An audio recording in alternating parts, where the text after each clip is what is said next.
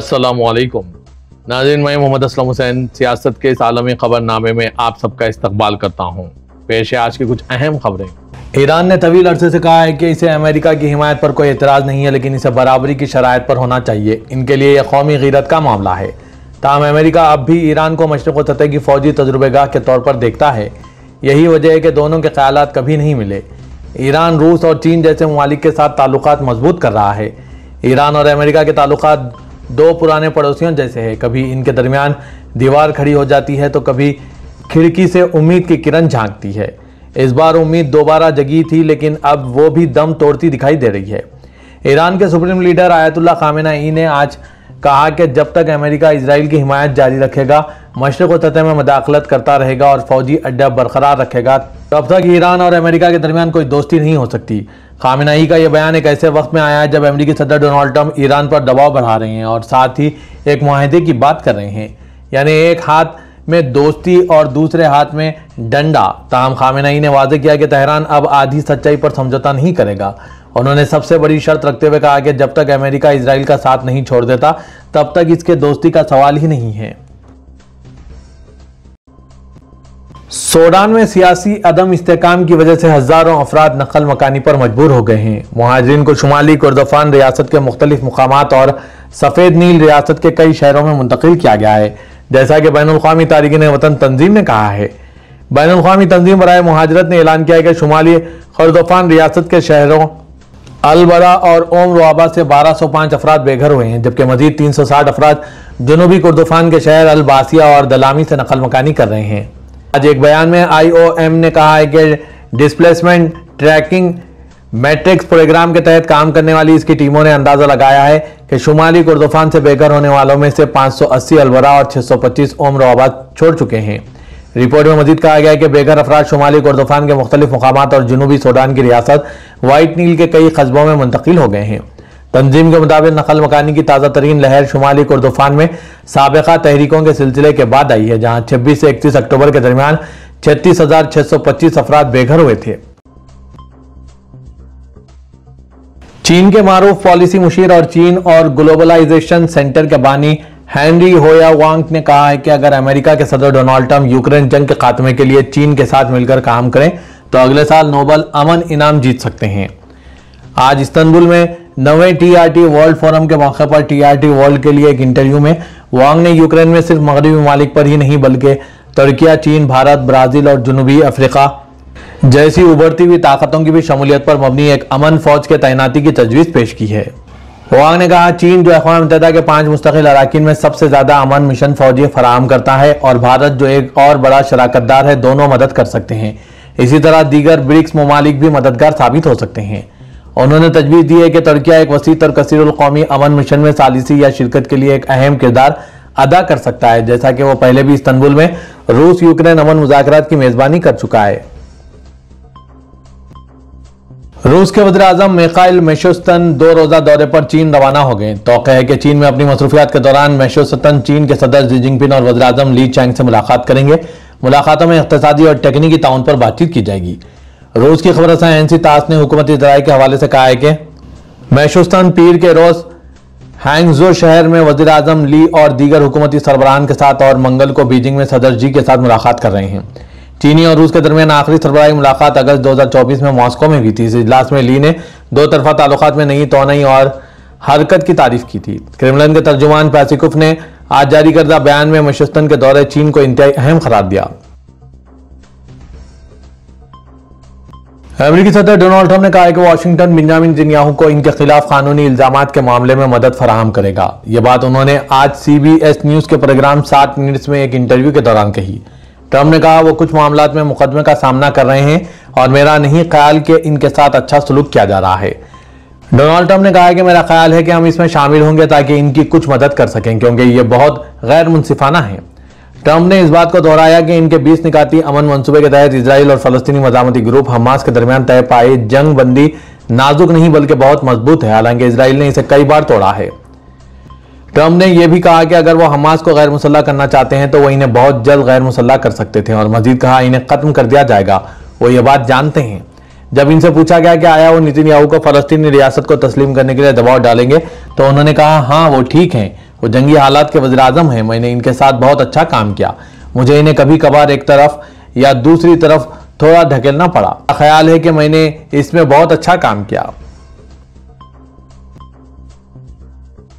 फलस्तीनी मज़ामती group Hamas ने आज पीर की शाम जंगबंदी मुआहदे के तहत 3 इजरायली कैदियों की लाशें हुकाम के हवाले कर दी। इसराइल ने ऐलान किया है कि इसकी अफवाज ने गाजा में रेड क्रॉस के जरिए इन 3 कैदियों की बाक़यात वसूल की है, जिन्हें हमास ने तंजीम के हवाले किया। मजीद कहा गया कि इन बाक़यात की शिनाख्त के लिए फॉरेंसिक मेडिकल सेंटर में तज्ज़ियात किए जा रहे हैं। हमास के एक बयान में कहा गया कि यह बाक़यात जनूबी गाजा में एक सुरंग से मिली थी। हमास ने जंगबंदी के निफाज के बाद से 20 इजरायली कैदियों को जिंदा रिहा किया है और 28 में से 19 की बाक़यात हवाले की, जिनमें ज्यादातर इजरायली हैं।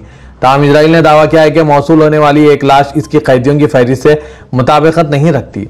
इसराइल ने जंगबंदी के दूसरे मरहले के मुज़ाकरात के आगाज़ को तमाम कैदियों की बाक़ायदगी की हवालगी से मशरूत किया है। हमास का कहना है कि गाजा में बड़े पैमाने पर तबाही के बाद इस अमल में वक्त दरकार है। सऊदी तुर्की रजब तैयब एर्दोगान ने सूडान के इलाके अल-फाशिर में हुए कत्लेआम की शदीद मजम्मत की और कहा कि अफ्रीकी मुल्क की इलाकाई सालिमियत और खुद मुख्तारी का तहफ़्फ़ुज़ किया जाना चाहिए। उन्होंने कहा कि कोई भी शख्स जिसके सीने में दिल हो, पत्थर ना हो, वो हालिया दिनों में सूडान के अल-फाशिर में शहरियों के खिलाफ कत्लेआम को कबूल नहीं कर सकता।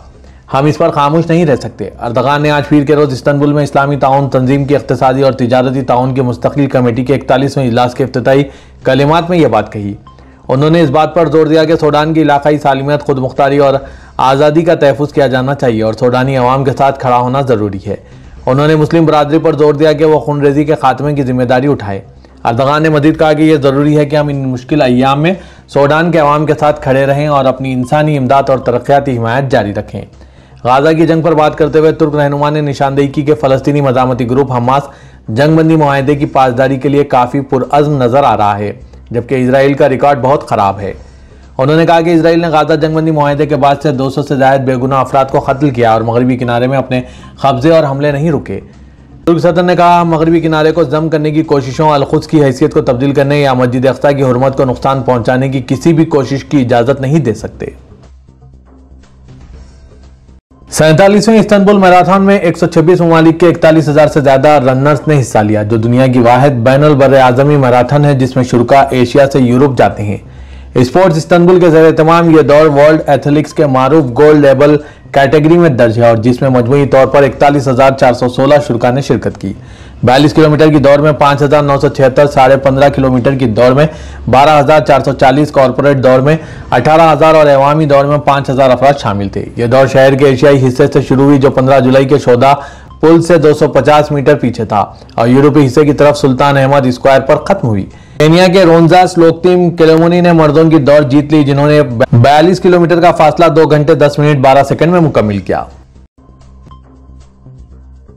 चीनी सदर ने अपने जनूबी कोरियन हम मनसब को 2 स्मार्टफोन्स का तोहफा दिया है और साथ ही अजरा तफन्नुन कहा कि इनको चेक कर लें, इसमें बैकडोर तो नहीं, यानी इससे जासूसी तो नहीं होगी। फ्रांसीसी खबरसां इदारे एएफपी के मुताबिक हल्के फुल्के जुमलों का यह तबादला दोनों रहनुमाओं के दरमियान शहर जियोंगजो में मुलाकात के मौके पर हुआ, जहां चीनी सदर एशिया पैसिफिक इकोनॉमिक कोऑपरेशन के इजलास में शिरकत करने के लिए पहुंचे हैं और यह 11 साल के दौरान इनका जनूबी कोरिया का पहला दौरा है। सदर शी जिनपिंग ने जब शाओमी कंपनी के बने 2 फोन सदर ली जाए में उनको दिए तो उन्होंने मजाकन पूछा कि राब्ते की लाइन महफूज तो है ना, जिस पर चीनी सदर हंसी ना रोक पाए। अमेरिकी सदर डोनाल्ड ट्रंप ने इल्जाम आयद किया कि रूस और चीन समेत कई ममालिक ने खुफिया तौर पर जेर जमीन जौहरी तजुर्बात किए हैं, जिनके बारे में अवाम को कुछ नहीं बताया गया, और कहा कि अमेरिका भी ऐसे तजुर्बात करेगा। खबरसां इदारे एएफपी के मुताबिक सदर ट्रंप ने सीबीएस के प्रोग्राम 60 मिनट्स में कहा कि रूस तजुर्बे कर रहा है और चीन भी तजुर्बे कर रहा है, मगर वो इसके बारे में बात नहीं करते। ट्रंप ने मजीद कहा कि मैं नहीं चाहता कि अमेरिका वाहिद मुल्क हो जो तजुर्बात ना करे। उन्होंने शुमाली कोरिया और पाकिस्तान को भी उन ममालिक की फहरिस्त में शामिल किया जो मुबैना तौर पर अपने जौहरी हथियारों के तजुर्बात कर रहे हैं। अक़वाम मुत्तहिदा ने कहा कि दारफूर के मशरक़ में वाक़े कुर्दफान के इलाके से 36,000 से ज्यादा सूडानी शहरी कस्बों और देहातों से नकल मकानी कर चुके हैं, जबकि नीम फौजी फोर्सेस ने खबरदार किया है कि इनके दस्ते एक नए मिहाज पर जमा हो रहे हैं। फ्रांसीसी न्यूज एजेंसी एएफपी के मुताबिक गुज़िश्ता चंद हफ्तों में वसती कुर्दफान का इलाका सूडान की फौज और नीम फौजी रैपिड सपोर्ट फोर्सेस के दरमियान 2 साल जंग का नया मैदान जंग बन गया है। वसती कुर्दफान एक स्ट्रैटेजिक इलाका है क्योंकि यह सूडान के दारफूर सूबों और दारकूमत खुर्तुम के इर्द गिर्द के दरमियान वाक़ हैं। अक़वाम मुत्तहिदा के फ़लस्तीनी पनाहगज़ीनों के लिए एजेंसी ने इस हफ्ते ऐलान किया कि गाज़ा में फायरबंदी के आगाज़ के बाद इसने इलाके में कुछ स्कूल दोबारा खोल दिए और बच्चे बतदरीज क्लासों में वापस आ रहे हैं। खबरसां इदारे AFP के मुताबिक UNRWA के सरबराह फ्लैप लाजरीनी ने आज सोशल मीडिया प्लेटफॉर्म X पर बताया कि अब तक 25,000 से ज़ायद बच्चे एजेंसी के आर्जी तालीमी मराकिज़ में ज्वाइन कर चुके हैं, जबकि तकरीबन 3 लाख बच्चे ऑनलाइन क्लासेस ले रहे हैं। मरकजी गाज़ा पट्टी के इलाके नुसरात में वाक़ अल हसीना स्कूल में क्लासेस दोबारा शुरू हो गई है, अगरचे क्लासरूम्स की शदीद कमी है। शुमाली अफगानिस्तान पीर की अलग सुबह 6:30 शिद्दत के ताकतवर जलजले से लरज उठा, जिसमें कम से कम 7 अफराद हलाक और तकरीबन 150 जख्मी हो गए। ये इत्तला सूबाई हुकाम की तरफ से दी गई। जियोलॉजिकल सर्वे के मुताबिक जलजले का मरकज मजार शरीफ शहर के करीब खल्म से तकरीबन 22 किलोमीटर मगरिब जुनूब मगरिब में था। यह मुकामी वक्त के मुताबिक 12:60 पे आया, जो 28 किलोमीटर की गहराई में था। मजार शरीफ में 150 अफराद जख्मी हुए, जहां की आबादी तकरीबन 5,23,000 है। सऊदी अरब में इंडिया के सफीर डॉक्टर सोहेल एजाज खान ने कहा है कि सऊदी अरब और इंडिया के दरमियान मुश्तरका सकाफती और तफरीही सरगर्मियों से दोनों ममालिक के ताल्लुकात मजीद गहरे हो रहे हैं। सबक वेबसाइट के मुताबिक उन्होंने सऊदी वजारत इत्तलात और इंटरटेनमेंट अथॉरिटी की जानिब से पेश की गई सकाफती और तफरीही सरगर्मियों को सराहा। ख्याल है कि वजारत इत्तलात और इंटरटेनमेंट अथॉरिटी की जानिब से आलमी हम आहंगी के उन्वान से सऊदी अरब में मुकीम गैर मुल्कियों के लिए राब्ते कायम करने का प्रोग्राम शुरू हुआ है। उन्होंने आलमी हम आहंगी के तहत हफ्ता सकाफत हिंद के आगाज़ के मौके पर कहा है कि 2024 में मुनक़िदा इस प्रोग्राम के पहले मरहले की बड़ी कामयाबी के बाद तौक़े है कि इस साल की तकरीबात में इंडियन फ़नून, खानों और दस्तकारियों की ज़्यादा भरपूर और जामे नुमाइश होगी, जिनमें मुतअद्दिद फ़नकार और तख्लीक़कार हिस्सा लेंगे। पाकिस्तान में सियासी माहौल एक बार फिर गर्म हो गया और इस बार इसकी वजह है चेयरमैन पीपल्स पार्टी बिलावल भुट्टो का वो ट्वीट, जिसमें उन्होंने इस बात की तस्दीक की है कि हुकूमत 27वीं तरमीम लेकर आ रही है। उन्होंने आज पीर को समाजी राब्तों की वेबसाइट X पर अपनी ट्वीट में लिखा कि वज़ीर-ए-आज़म की सरबराही में मुस्लिम लीग नवाज के एक वफ़द ने सदर आसिफ अली जरदारी और मुझसे मुलाकात की। इस मुलाकात में उन्होंने 27वीं तरमीम पास करवाने के लिए पीपल्स पार्टी की मदद मांगी है। मुतवक्किया तरमीम में आईनी अदालत के क़याम, एग्जीक्यूटिव मजिस्ट्रेट्स की तैनाती, जजेस की ट्रांसफर, सूबों के NFC शेयर के तहफ़्फ़ुज़ का इख्तिताम, आइन के आर्टिकल 243 में तरमीम, तालीम और आबादी की वजारतों की विफाक को वापसी और चीफ इलेक्शन कमिश्नर की तैनाती पर डेडलॉक का इख्तिताम शामिल है। पीपल्स पार्टी की सेंट्रल एग्जीक्यूटिव कमेटी की मीटिंग 6 नवंबर को तलब कर ली गई है। सदर पाकिस्तान की दोहा से वापसी पर पार्टी पॉलिसी का ऐलान किया जाएगा।